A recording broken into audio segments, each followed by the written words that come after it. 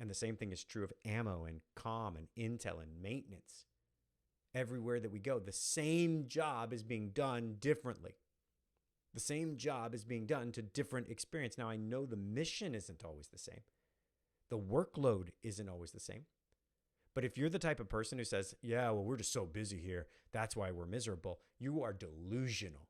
You are fooling yourself, and you're using that to justify your bad leadership or your laziness or your apathy because you've given up.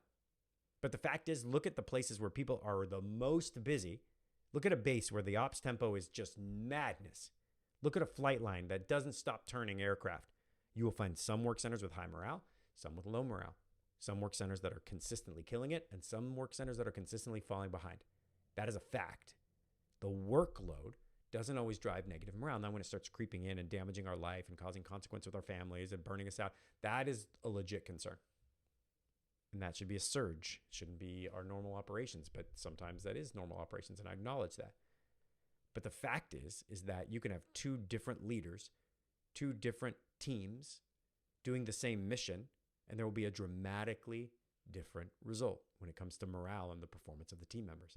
And if you don't believe that, you're I don't want to call you part of the problem, but you're circling that drain. If you believe that external factors drive the way your people feel about coming to work, you don't value yourself enough. You don't value yourself.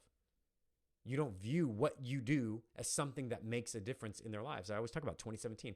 I would go to work. I would have panic attacks in my office after I would meet with my squadron leadership because I was in such a miserable environment.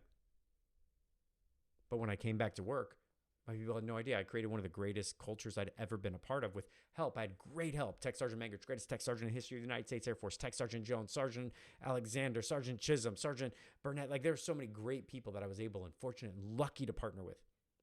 But at the end of the day, I was miserable. The culture was bad. But we created something amazing because I was able to change my greenhouse. Not the greenhouse I existed in, not the greater culture of my squadron or my flight, but my greenhouse.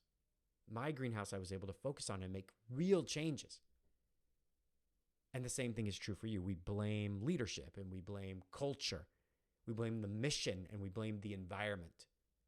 We're looking all around us and we resign our expectations for what we can accomplish.